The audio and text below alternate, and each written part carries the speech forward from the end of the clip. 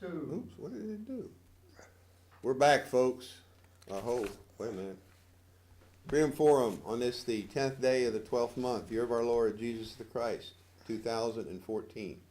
Heavenly Father, give us the strength, the wisdom, and the courage to do your will in all things. And move amongst this country. Move amongst its people. Let's try and help them to see the reason for the season. In Jesus the Christ's name we pray. Amen. Amen. And it is, folks, the reason for the season. If you don't know it yet, then shame on you. In that light, I have a friend who's in need of a portable oxygen generator in decent shape, and he'll trade it or buy it cheap, or donation would be appreciated. So he's on oxygen perpetually, and his old one is giving out. So if anybody knows of one, give me a holler, or mention it at the meeting, at one of our meetings, either tomorrow night at the Robichaux Center or the following week at Elise's, which got to figure out what we're going to do for January, for our January meeting, because our first meeting in January is on January 1st. Oh. I got to find out if Elise's is open, but we'll let you know at the next meeting, and of course here on the show. I won't be there. And let's see, I encourage everybody to donate to the food drives. They're in dire need of supplies. So get yourself some canned goods to the food drive. The food, what do they call it? The Well, they did that one on Channel 10. Yeah, but they're all going to the same food shelter, or whatever they call Food it. bank downtown. Yeah. Anyway, you'll find plenty of folks. The television stations, the regular television stations, will know what to do there. And let's see. You want to tell them about a Acadiana Patriots Yep. meeting, huh? Tomorrow night. Acadiana Patriots meeting is tomorrow night. I just said that I know. twice.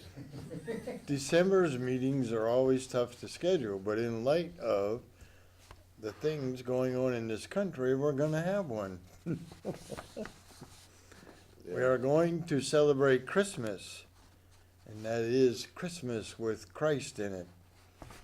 I'm working on inviting some of the local politicians, which is not going well, for informal networking.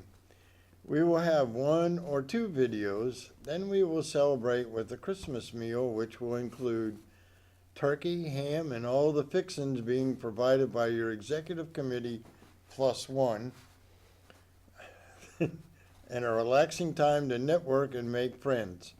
Bring friends.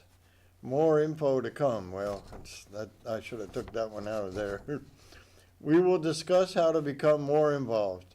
And also, there is an opening on the executive committee, so we will be accepting nominations. Need to plan for 2015. Big time. God. 2015. You think this year was hectic?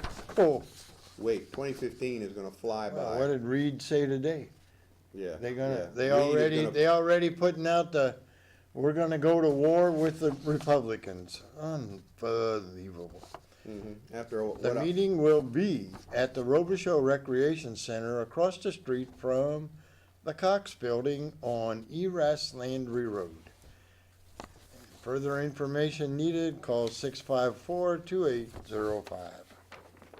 Okay, on that note, we just as well jump into one of the most important, if not the most important item going on right now. No, it's not Gruber's testimony. We're going to get to that in a minute. But, He lawyered up, by the way. oh, well, too bad for him. The interesting thing going on about That's a good the order. police situations in Ferguson and New York City and those unfortunate incidents has engendered what looks to us like the the beginnings of some very bad things. And we're going to hit this heavily, several aspects of this tonight, because we don't want these bad things to occur.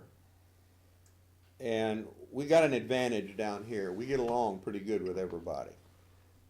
Everybody gets along good with everybody else down here. Much better than in other parts of the country. Certain parts of the country in the Midwest and up north, northeast especially, as you're seeing with what's going on in New York City and Missouri and around other parts of the country. LA. Let's start with the overall view of this thing. As a result of the election, which they're now starting to blend all of this together, the left wing is, like it's one symptom or one problem. No, it's not. They're saying that, and I heard them this weekend a couple of times on MSNBC and the like, claiming that the election was racist, and the reason that the Democrats lost so many seats was racist. People were voting against the Democrats because Obama's a Democrat and they hate Obama because he's part Negro. Well, that's bull hockey. They do not like, Putting as it we mildly. don't, we do not like Obama's policies. We do not like his sidestepping the Constitution every chance he gets, and I got an example of that we'll get to with all of this in a minute. There's an article that came out of the, what's the name of the Daily Beast this week. It's time to dump Dixie. And I sent this out, emailed everybody. Yeah, I read it. And y'all need to read that article. I'm not going to get into detail on it tonight other than to say it's very insulting to us Yes, folks down yes, here. It sure is. And the guy claims that, oh, he doesn't hate Southerners. No, that's bull. He does hate Southerners by what he said in that article. And he said basically the Democrats need to just give up the South. Don't even worry about campaigning down here, except for a few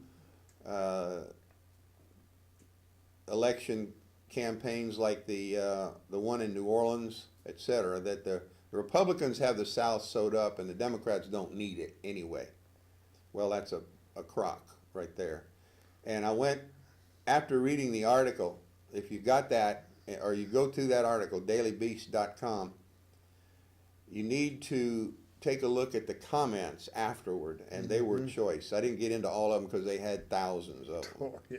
But the comments were really good. I expected there to be a lot more left-wingers commenting, and the left-wingers that did comment got snowed under by people that had something to say about what the left-wingers were saying. Plus, a lot of folks were voicing original opinions about that article, and they were nice about it. For a lot of this stuff now gets some people talking on the internet, especially that really shouldn't say anything. They need to keep their mouths shut. But these people were very well educated. They were very studied in their comments, and very good comments about this article. But you need to read it. And I have here one that was a counter to it out of politicaloutcast.com that says, yes, give up the South, Dems. And I won't go into detail on it other than to say about half the article he quotes directly from that one in the Daily Beast. But he basically says what I echoed at the beginning with my comments, is that we don't need the Democrats. If they want to give up the South, so be it. We do not need them. My comment was, now we just have to force the Republicans to abide by the Constitution at the state and federal level, or the second half of the Confederate Fed game, the Third American Revolution, shall be on. And many folks in the blue states will be with us. I had a comment back from somebody that took a look at this and said, oh, this is 1861 all over again, only in reverse. No, actually it's not, because the Republicans back then were like the Democrats are now. They were the left wing. They were the progressives, if you will, and the Democrats were in favor of states' rights and in favor of individual rights, etc.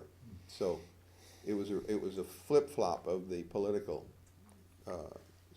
landscape back then from what it is now. So you're getting this starting where they're turning against part of the country. And one of the most telling comments that somebody had about the article was, hey, these people down south are my neighbors. And he could have said fellow Americans, but he basically was implying that. These folks want to give up on us down here. They want us to leave. In fact, he implied at the end of it that the South was going to secede and it would be good riddance. Well, actually, we're in favor of it for other reasons. Yeah, well, we just cut off the pipeline. Well, yeah, we'll just cut them off from their and he said that we can't make it on our own, et cetera, et cetera. Well, okay. We have all the oil. No, we'll let them try. We'll let them freeze in the dark is what we will do. But this is the outcome of especially the election, but also these demonstrations due to the overreach. The generic overreach of police has gotten a lot of people fed up with what's going on with the police in this country. And so they're assuming the worst in the Ferguson and in the New York killings. And of course, that couldn't be further from the truth. It turns out from seeing other or getting other information about the New York City thing, we had told you last week the Ferguson thing looked pretty justifiable. Well, the thing in New York City does also now, after more information has come out. The video is misleading. The training that New York City cops are now going to undergo is going to get more of them killed, is what is going to end up happening. So if anybody wants to go into details on the video, et cetera, and what happened there, you can call in and we'll talk about it, but otherwise I won't get into that tonight. There's only 2 hours to talk about all this stuff. So, but you couple that with what was being said about both those situations on both sides. The good folks with a studied and sane outlook of the situation are correct. Neither one of those incidents were racially motivated, regardless of whether the cops were right or wrong. In fact, in the New York City thing, as we mentioned last week, there was a Negro female sergeant on the scene that you did not see in most of the video, but she's there. And she was observing, and basically she was in control of the situation. She was the supervisor in charge. So Also in the New York one, his daughter yeah, said that the daughter right.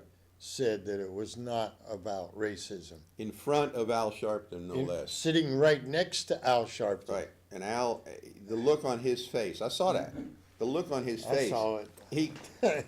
If he could have, he would have spit flames out of his eyes. He was sure trying hard enough to incinerate her on the spot. But Yeah, then right. again, he's a demonic individual. So aside from that, the situation though needs to be rationally calmed down, folks. Yeah, the cops have been overreaching all over the country. Now we've got a pretty good police force here. Apparently, at least we haven't heard about them shooting people's dogs, like has been going on all over the country. Instead of trying to handle the dogs, they shoot them, and and other things where people are being basically bullied by the police. It's not happening here, at least that we've heard of, and I think we would have heard about it had it been happening here. Okay. We have contacts Real play. within some departments, and the thing in New Iberia doesn't count because that one you notice nothing happened there. That was because the guy did have a gun on him when he shot himself with it, trying to get it out of his pants and shoot a cop with it. Instead, he shot himself, which should be a lesson to everybody. Keep your finger off the trigger until you're ready to shoot. But that's another story. Don't hold the gun like that. Yeah, well.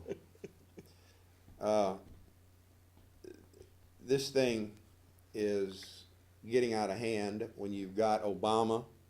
Pull up the thing on that, what's his face said? The Farrakhan said. Go ahead, caller. You're on the air.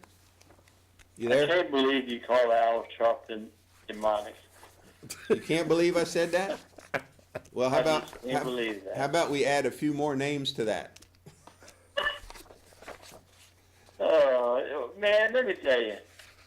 What do you think about these people laying down in the streets in these big cities? Well, they're misguided at the least. They're on drugs in all likelihood. Okay, if you want to be realistic about it, the notion that they're going to do any good by doing that is rather strange. If they want to do some good, they need to find some other ways to, especially this time of year, when people are hungry and cold, they need to go help those folks if they want to do something for society. Now, did you hear of the Ivy League schools and what they did? Oh, yeah. Yale, and I think some others, because I heard some more stuff afterward. Columbia Law School suspended tests for students that were suffering trauma. From yes. the Oh my all of this God. that's been going on with those I can't take the demonstrations. test. Yeah, and then later on they said that the reason that they suspended the tests was because the students were out demonstrating and didn't have time to study. Okay. It's freaking. I don't think many of those students are in the streets. Well, the bottom line here is that there is again, it's rearing its ugly head. The split between the old-fashioned folks, let's say, and this new age mentality, this one world order progressivism that's now sweeping the country. Mm-hmm. And of course, this is why Common Core, because it ain't sweeping the country like they want it to. You're still getting lots of young folks that are fighting back, against this stuff. Evidence this last election. The young folks were so disillusioned with the progressivism that they either didn't vote or they voted for the Republicans. And the demographics, they gave some interesting details today on, who was that?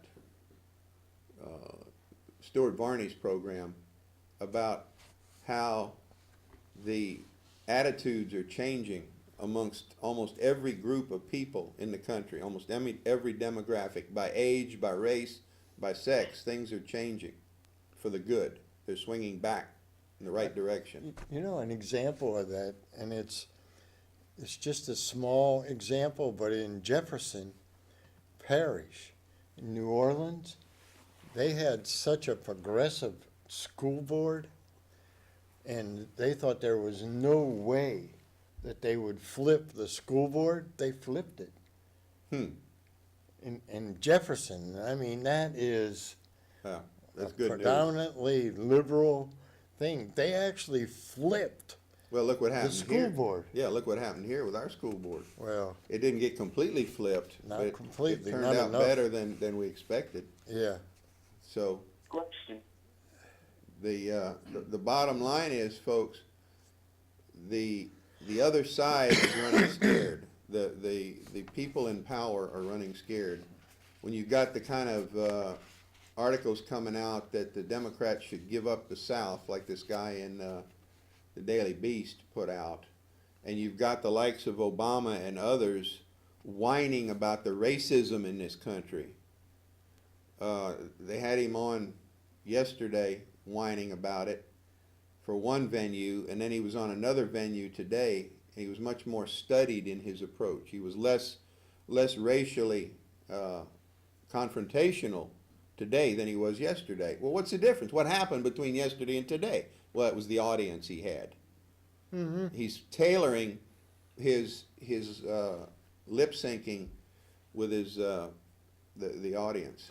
But the thing is that and this is the mind blower, making quotes from the Bible. Well, he's being given those quotes from the Bible. Yeah, I know. But I mean, Remember, Satan knows you the know Bible. why he's doing that. Satan knows the Bible better than anybody on earth.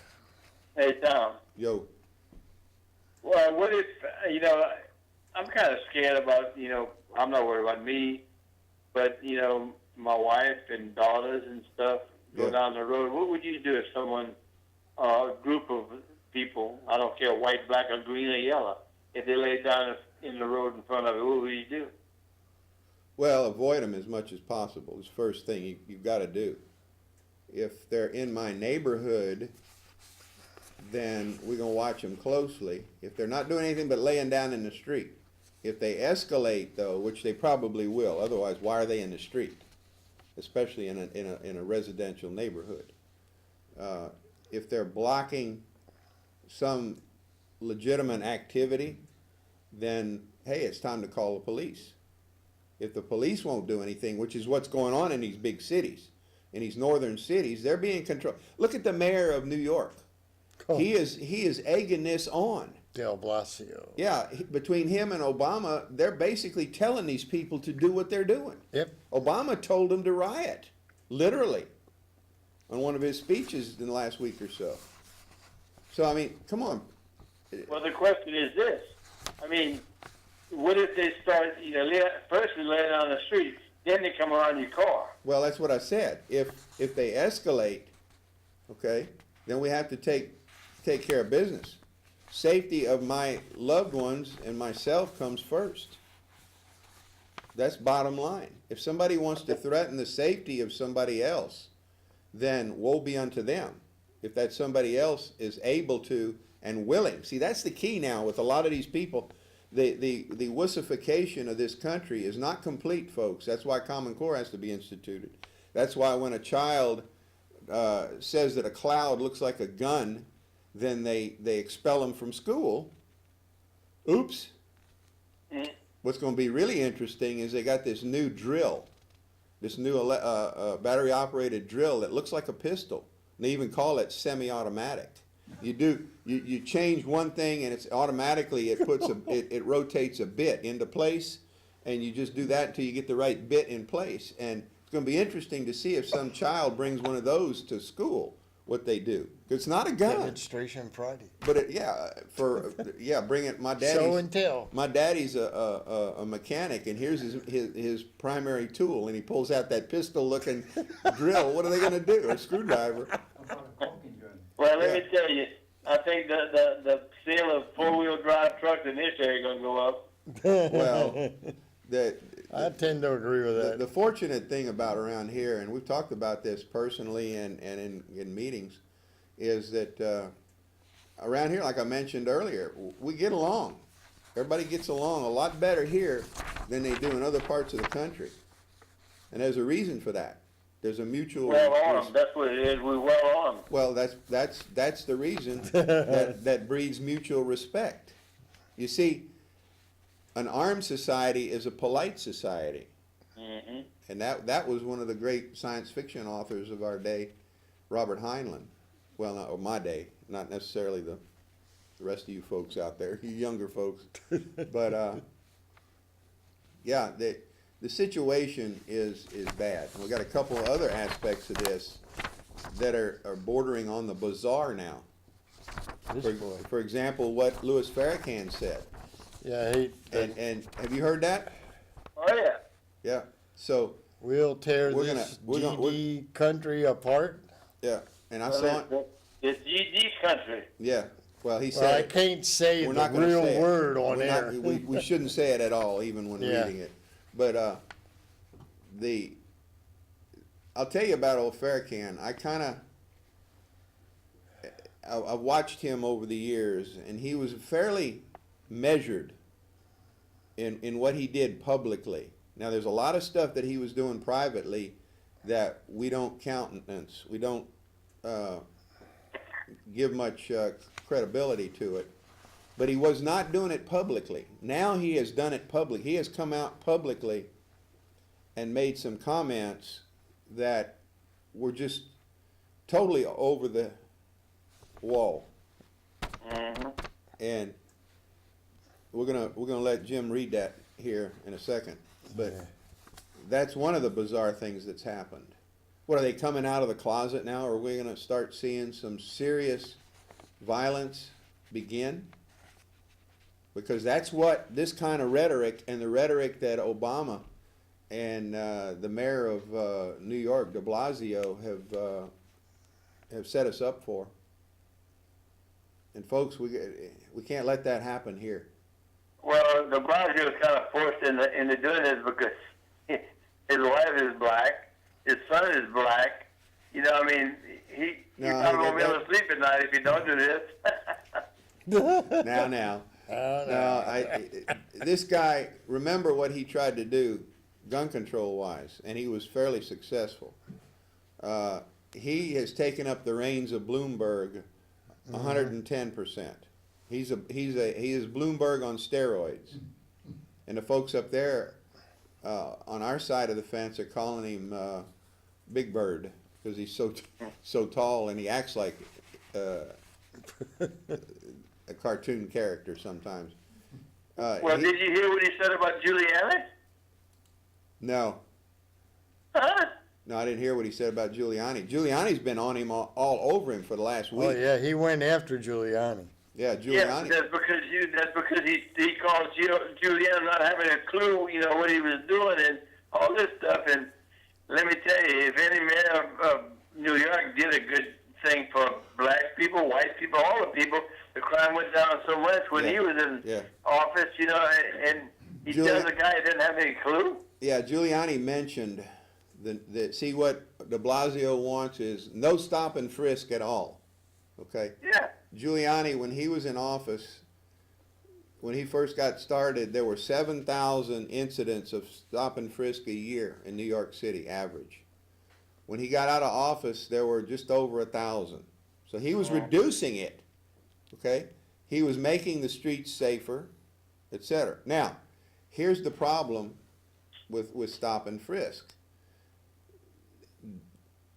Did they have enough probable cause to stop somebody, I don't care who they are, to stop them and frisk them for illegal weapons? Well, from what I've heard now, and again, this goes back to the training, some of these guys are just going to do it for the hell of it, and yeah, there's going to be cops that are going to abuse that. But in a stop and frisk situation, that could be warranted if there's a firearm. In New York, the average schmuck can't get a permit, not like here. So, if they see somebody that is an obvious gangbanger, and he's got what's obviously a pistol in his pocket, then are they justified? Is that enough probable cause to stop them and then frisk them? Well, again, you've got to be in the cop's shoes, but it's close to being enough probable cause. So, but de Blasio wants to do away with all of that. There won't be any stop and frisk at all if de Blasio has his way. So I guess if you know, Tom, you know, I don't get the drug deal. People on drugs. I had bypass surgery, and they tried to give me some painkiller. I told them I didn't want them because I don't like that feeling of not being coherent. You know what I'm saying? Yeah. I mean, what is this deal about this drug deal? I just don't understand it. Well, it is a crutch. We could go into the psychology of drug use and drug addiction, but once they get hooked on it, they can't do without it. Some of these drugs are so bad that if they don't have medical attention while under withdrawal, they will die.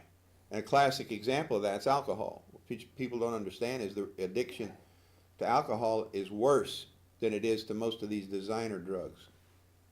And I can't say that about all of them, but alcohol requires a medical attention to withdraw it without having serious physical trouble.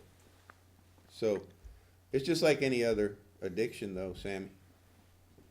Well, all right, we're gonna run. We got a couple of points that we gotta do. Have a good night. Thank you. Thank you. Go ahead and read this thing about what Farrakhan said. Right, he said, it's a Nation of Islam leader, Louis Farrakhan, was in Baltimore last week, which is probably a couple weeks ago. Well, Speaking, no, this was just last week. was speaking at Morgan State University. He told the mostly African American crowd that violence wasn't just justified, it was required to deal with the situations like the one in Ferguson, Missouri. That. Yeah. As he spoke, he grew more animated and at one point even dared to threaten that if the demands of the black community were not met, they would tear this country apart. The speech was mostly a tirade against white America as well as a call to violence from minority communities. Farrakhan has long been a race-baiting, violence-promoting hate monger, and this speech continued that long tradition. Not only did he attack white people, but throughout the speech, he consistently attacked both President Obama and Attorney General Eric Holder as well for their lack of action to support Black America. Perhaps the most discouraging part of the video of this event, all of the applause lavished upon the not-so-honorable Reverend Farrakhan. And it was disheartening to see, or to hear. You didn't see the crowd. Yeah. But what I found interesting too, though, was when the crowd jumped up when he made a particularly inflammatory comment that got all kinds of yelling and hollering and crowd response. His bodyguards got real nervous. They gathered, they all of a sudden appeared on the screen and surrounded him, except in the front, literally. He made this comment, as long as they, whites, kill us, blacks, and go to Wendy's and have a burger and go to sleep, they'll keep killing us. But when we die and they die, then soon we're going to sit at the table and talk about it. We're tired. We want some of this earth or we'll tear this country up. And it says tonight in Ferguson, everybody's on edge. Yeah, it pretty well died down, but this was middle of last week. Yeah. About a week ago that he said this. It's just, And I've got some more comments from folks. Can we show that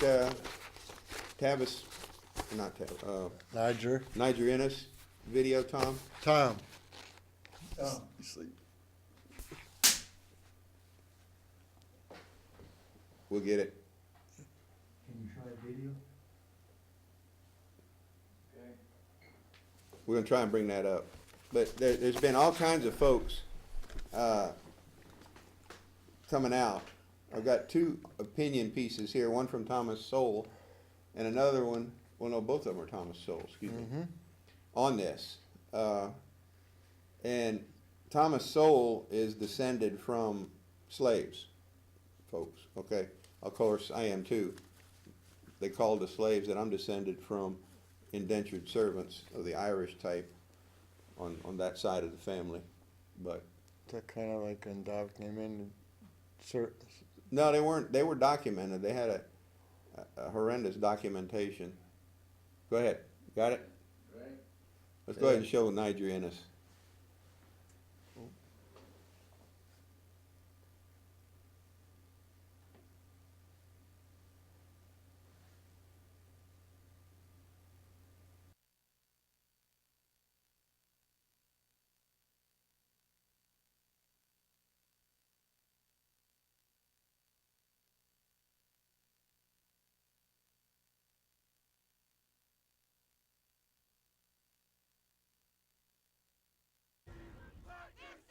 All right, you see these guys? That is St. Louis today. Do they look a lot like these guys? That's the Occupy movement back in 2011. So as these protests continue to grow, exactly who's protesting? And are they really protesting about just Michael Brown? Or more about just bashing capitalism? Or something else? Welcome, everybody. I'm Neil Cavuto. And you see this guy? Well, he's accused of throwing fake blood on New York City Police Commissioner Bill Bratton at a protest in Times Square.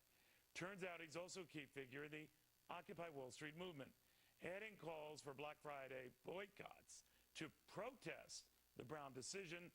And Niger Innes is beginning to wonder if this is about something more than Michael Brown.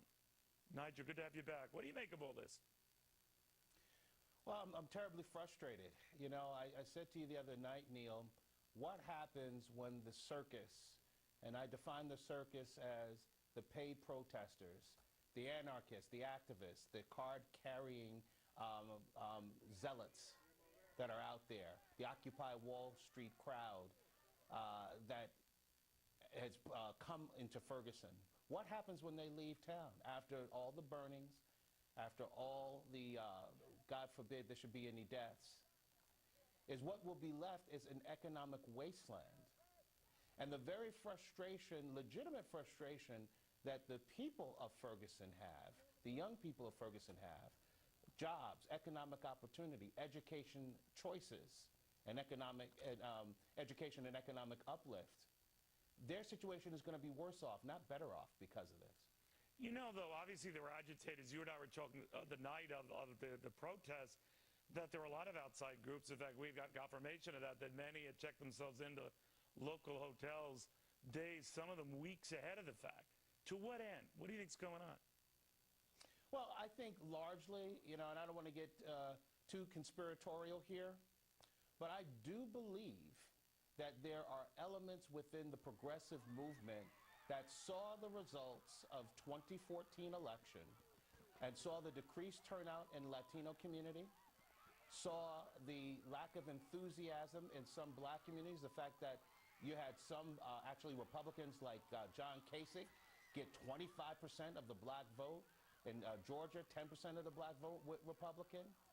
And these progressive elements said, we've got to do something to inspire and to revive the kind of galvanized support that we've had from these groups before. Young people have dropped off tremendously, by the way, from this progressive coalition.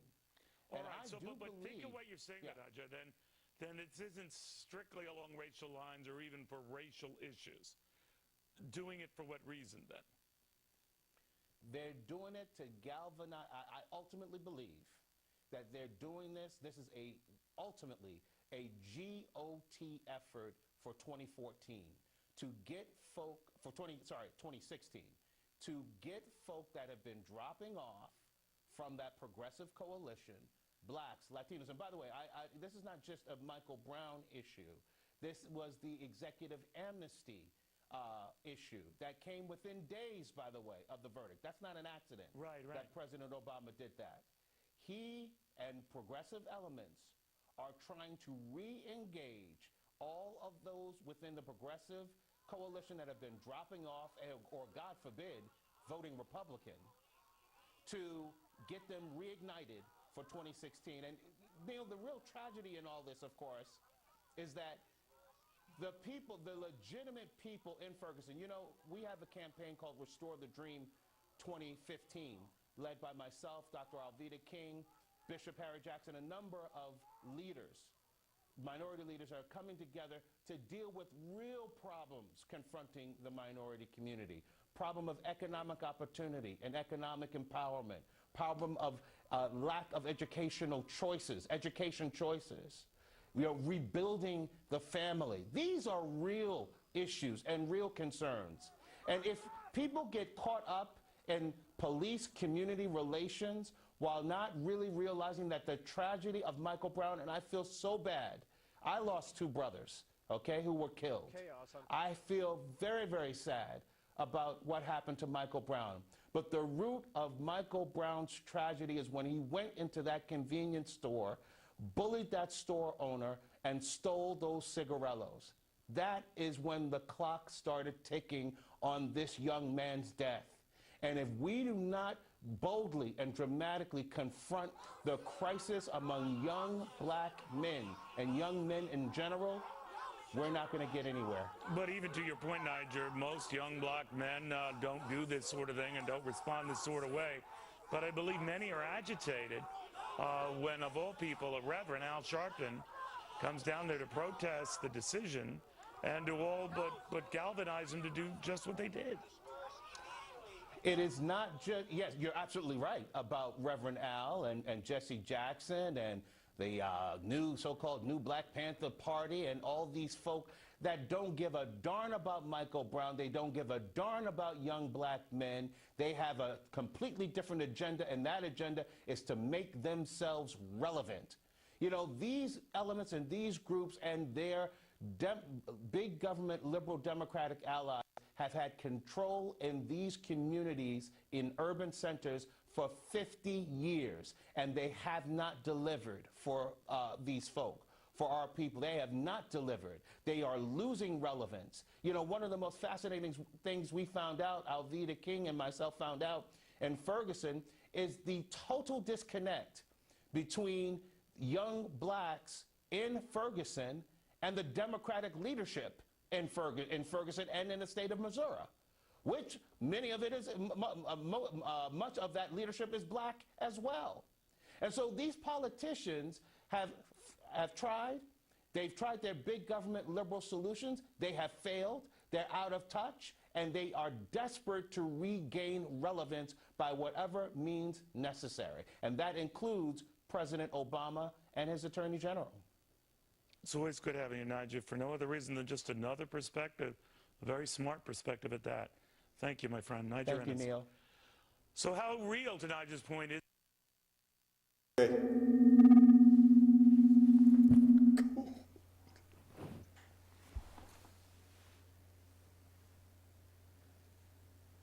Okay, we're back. We're in the store. Ooh. Let's see, I want that one on the right. Is that gray one on the right, is that coming my size? Okay. There we go. In line with this, we told you what Obama has said about this stuff, and he's getting criticism from extreme elements like Farrakhan and probably others. But then again, Farrakhan may be just doing that for eyewash. Okay, these people coordinate things. They have for years. Obama has been on the extreme end of the political spectrum. You know, his apologists are saying that he's a moderate now. Well, that's bull. He's not a moderate. What? He would not like John Kennedy to this day. He would love LBJ. He would love Lyndon Johnson, but Obama on the amnesty thing. To give you another example of what they're doing, he's pulled a bait and switch on us with that. You know, they and some of these pundits, the right-wing pundits, if you will, Republican-type pundits, have not noticed that until today. We had noticed that several days ago. It came out that there was something weird about what he did because nobody could find the executive order that he signed. We sat on the phone. And sure enough, there is no executive order on this amnesty thing. There's no amnesty executive order. Now, they mentioned today what he has done on one of the news programs I was watching. He has executed, that is signed, a bunch of memorandums. Not a blanket executive order telling ICE and Homeland Tyranny and all these other groups and agencies what to do. No, he signed individual memos to them telling them what to do. Now, tracking those down is going to be virtually impossible. That's why they did it that way instead of having an executive order. The problem with the lawsuits that have been filed over that is going to be they're going to have to now track down, if they haven't already, hopefully they've done it, but the people that had joined the lawsuits, nobody was talking about what he had actually done, the nuts and bolts of this order. This one. And now, finally, we're getting this out. So he could send a memo or have the head of the Border Patrol send a memo to an obscure Border Patrol station in Arizona, and there might not be any record of it except directly at that small Border Patrol station. You see what they're doing? They're muddying the water on this thing so that it's harder to stop it. What Congress needs to do is basically, and they're not doing it, this 1 trillion, 1.2 trillion, something like that budget that they have put forward. Not trillion. Is it trillion? It's trillion, yeah. It's a $1 trillion budget for this year until September of next year. Oh, my God. 1.2 trillion, something like that. That specifically lays out amounts of money for certain of his projects. Well, my problem with it is, why are they earmarking this money for these projects? Like the Ebola thing. Like, I think it's $10 million for rhinoceros conservation. What? Let's see, how many South Louisiana rhinos are there left? Are they endangered? You think? I thought I saw one the other day when I was going across the Chapelaya Bridge. Now, if they were doing it for Black Panther, for South Louisiana Black Panthers, That was that's a another story. Republican that was a rhino. That's what it was. Oh, That's what it is. That was They're pork doing barrel a for the study Republicans. Oh, on Republican rhinos. oh, okay. Well, when they mentioned that today, they showed some African rhinoceros, but I don't think it's the Republican rhinos. I think You it's don't spelled think so? R-H-I-N-O. Rhinoceriosis. I don't know.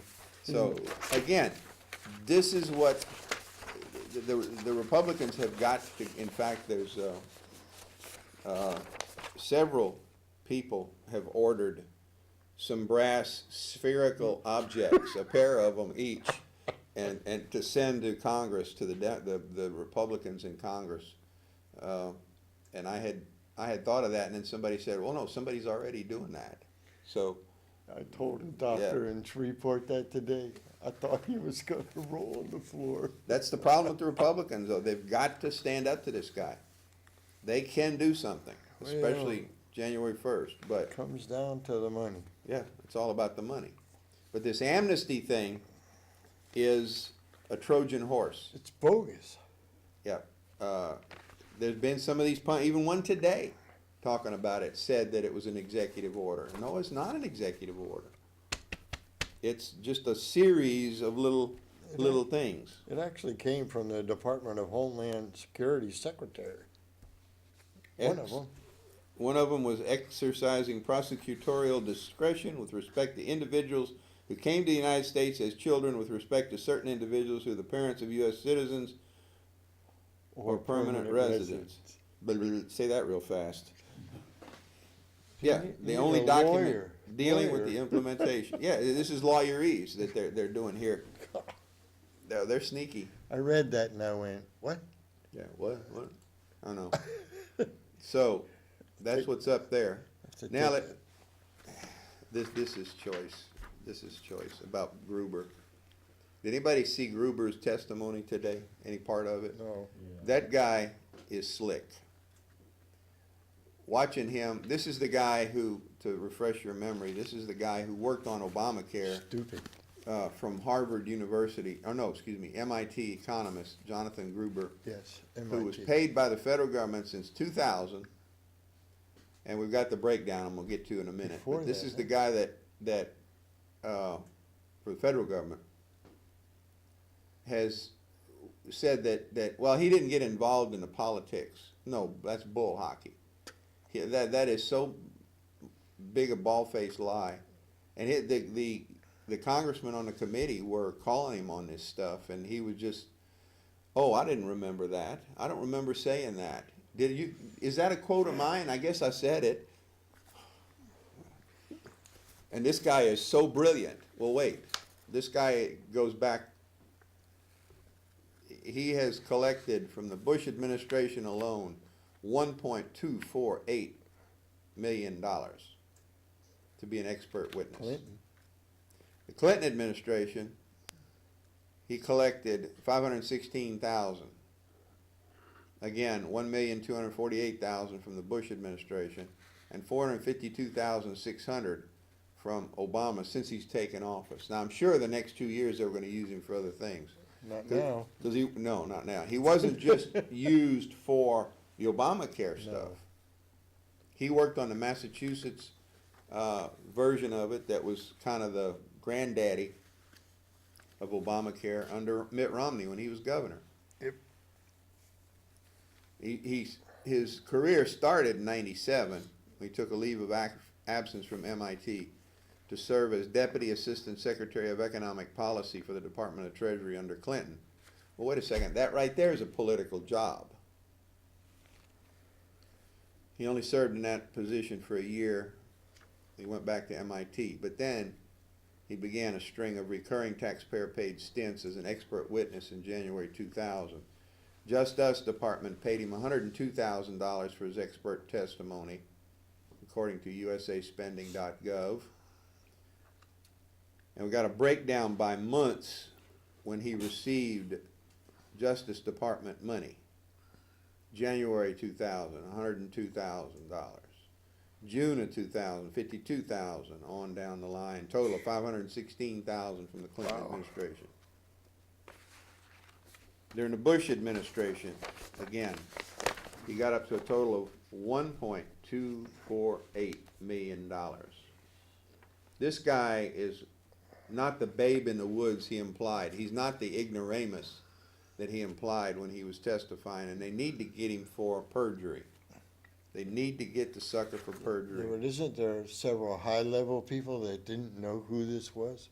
Well, they claimed they didn't know who he was, and he had like 19 meetings at the White House, Yeah. which some of them Obama was present for. Pelosi, Reid. Pelosi and Obama. Reid claimed they didn't know him, I think it was, but Obama said he didn't have anything to do with writing Obamacare. He said yesterday he didn't have anything to do with actually writing Obamacare. But the evidence points otherwise, including out of his own mouth. But you see, he apologized for calling us stupid. Actually? I mean, that part of it, unfortunately, was true to a point. To a point. But the American people are not universally stupid. The zombies are, none of which are watching tonight, I hope. The zombies out there are the stupid ones, but he was lumping it into everybody. And folks, this is fraud. What he has admitted is that the Obama administration, in order to get that thing passed, ignored aspects of it when they discussed it with the opposition. They out and out lied about stuff. In every way possible, this is fraud. So we'll see if anybody tacks that onto their lawsuits about Obamacare, which I will do if I file suit on them. That's going to be the fourth point that I'm going to put in mind. So, I mean, they showed Obama's speech from 2012 when he was selling the package and what he said about how your rates would go down and the whole thing. And that's all part of what Gruber or whatever his name is. That's what he was talking about. That's what he set up. I think he set that up. Yeah. The way he talked in those videos, he's the guy that set up this subterfuge and these lies so that imbeciles in Congress who weren't going to read it until it passed, remember? Oh yeah, we gotta Pelosi's pass it to big find words. out what's in it. We got another one of those bills sitting there right now. Which one? The amnesty bill. Oh, well, That's 1,600 pages. Is that right? probably, yeah. I Yeah, thought I probably. read that today. Yeah, On well, Facebook, Joshua sent a thing out on Facebook. Said he said he was going to go through it. yeah. You Well- won't have time to read it, but pass it. Yeah. What do we got? We got 2 minutes? 1 and 15. 1 minute, okay. Okay, folks, in the next hour, we got this much paperwork to get through. There's this many articles and stuff that we gotta get through, so y'all be ready. Get your recorders going so that you don't miss anything. Can I nap? There's so much going on out there. Oh, And the opinion pieces on what's happening are so good because they're pointing out the details of this stuff. And fraud at the DOE, Yeah. the Louisiana Department of Education. Yeah, we're gonna talk some about that too. I don't know. That's We're not gonna- even in my we're pile. gonna get to That's in that? your pile. That's Oh, in yeah, my that's in your pile. pile. We'll let you talk about that. That's in my pile. Oh, well. It doesn't stop. We never lack any information. No, no, we gotta laugh about it though. If that, Gee. we'd cry if we didn't laugh about it. And Oh, well. I only had 45 minutes to get mine together today. Well, But anyway, we'll be back in a few minutes and, with more goodies for you.